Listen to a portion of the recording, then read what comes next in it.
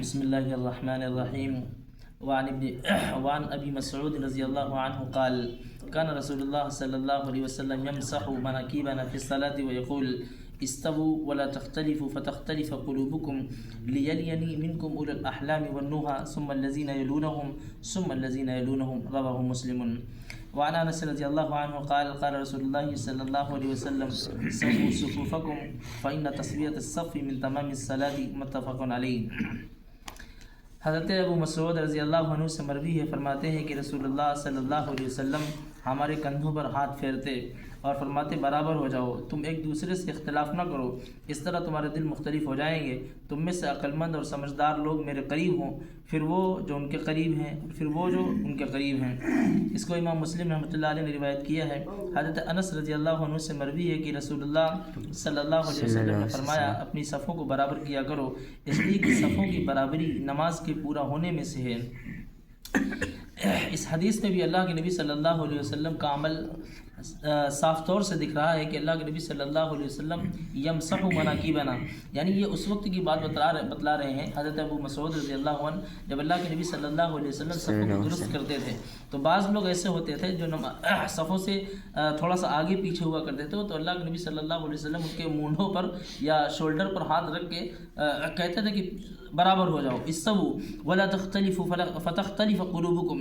اور اللہ کے نبی صلی اللہ علیہ وسلم یہ بات بھی کہتے ہیں کہ اختلاف نہ کرو. اختلاف کا مطلب یہ ہے کہ آگے پیچھے نہ ہو، یعنی سب میں مکمل درستگی کے ساتھ یا نظم و ضبط کے ساتھ قائم رہو، کھڑے رہو. اور اگر یہ نہیں کرو گے فتختلف قلوبکم، تمہارے دل مختلف ہو جائیں گے. یعنی اللہ کے نبی صلی اللہ علیہ وسلم کی سنت کے اتباع نہ کرنے کے نتیجے میں اللہ سبحانہ و تعالیٰ یہ یعنی تمہارے درمیان بغض ڈال دے گا. علماء نے لکھا ہے کہ اختلاف قلب کا مطلب یہ ہے کہ تمہارے درمیان آپس میں بغض ہو جائے گا، حسد ہو جائے گا اور اس طرح خلفشار بھی ہو جائے گا. تو فتختلف قلوبکم، پھر اللہ کے نبی صلی اللہ علیہ وسلم نے ایک ادب یہ بتلایا کہ تم میں سے وہ لوگ ہمارے پاس کھڑے ہوں جو اولو الاحلام والنہی ہوں. اس کا مطلب یہ ہے کہ جو ارباب عقل ہوں، یعنی سمجھ بوجھ والے ہوں، اچھی طرح سے قرآن بھی پڑھنے والے ہوں. اس لیے کہ اگر کبھی نماز میں امام کو غلطی ہو جائے یا امام کو جانا پڑ جائے تو ایسے لوگ کھڑے ہوں جن کو وہ نیابت میں یعنی اپنے بات کھڑا کر سکتا ہو. تو اولو الاحلام والنہی جو نماز کی اہمیت کو سمجھتے ہوں اور امامت کرنے کے قابل ہوں. ثم الذین یلونہم، پھر یہ ترتیب بتلائی کہ پھر ان کے بعد ایسے لوگ، پھر ان کے بعد یعنی درجہ بندی ہونا چاہیے، یعنی سب سے زیادہ علم والے آگے ہوں، بڑی عمر والے آگے ہوں، پھر اس کے بعد ان کے قریب اس طرح درجہ بندی بھی ہو، یعنی جو عقل و دانش میں ایک دوسرے سے قریب ہوں. پھر اللہ کے نبی صلی اللہ علیہ وسلم کی دوسری حدیث حضرت انس رضی اللہ عنہ بیان کرتے ہیں کہ سووا صفوفکم، یعنی اللہ کے نبی صلی اللہ علیہ وسلم تقریباً ہر نماز کے وقت یہ بات کہتے تھے کہ نماز صفیں درست کر لیا کرو.